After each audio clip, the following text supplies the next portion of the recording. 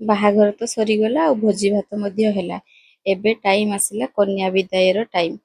ତ ଏଠିକା ନୀତି ନିୟମ ହେଉଛି ଝିଅକୁ ତା ପରଦିନ ସନ୍ଧ୍ୟା ସମୟରେ ବିଦା କରାଯିବ। ତ ବାହାଘର ତ ସେଠି ସରିଯାଇଥିଲା ରାତିରେ, ତା ପରଦିନ ସକାଳେ ଥିଲେ ବରକନ୍ୟା। ତ ସନ୍ଧ୍ୟା ସମୟରେ ଏଠି ତାଙ୍କର ମା ମାଉସୀ ସମସ୍ତେ ତାଙ୍କୁ ବନ୍ଦାପନା କରି ମିଠା ଖୁଆଇ ତାଙ୍କୁ ବିଦାୟ ଦେବାର ବେଳ ତ ଆସିଲା, ତ ବିଦାୟ ତ ଦେବାକୁ ହିଁ ପଡ଼ିବ। ଏଇ ସମୟଟା ସତରେ ବହୁତ କଷ୍ଟଦାୟକ ପ୍ରତ୍ୟେକ ଝିଅ ପାଇଁ ବା ଝିଅମାନଙ୍କ ମା ପାଇଁ ବହୁତ କଷ୍ଟଦାୟକ ଏଇ ସମୟଟା।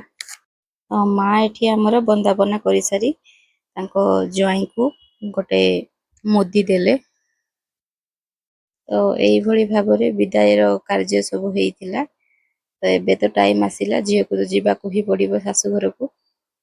ତ ଏବେ ଆସିଗଲା ଟାଇମ୍, ଅଞ୍ଜୁଳା ଚାଉଳ ଦେଇକି ଝିଅ ମାର ଋଣ ସବୁ ଶୁଦ୍ଧ କରିକି ଏବେ ଶାଶୁଘର।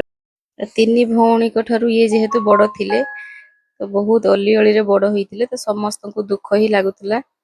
ତ ରହୁଛି, ଜୟ ଜଗନ୍ନାଥ।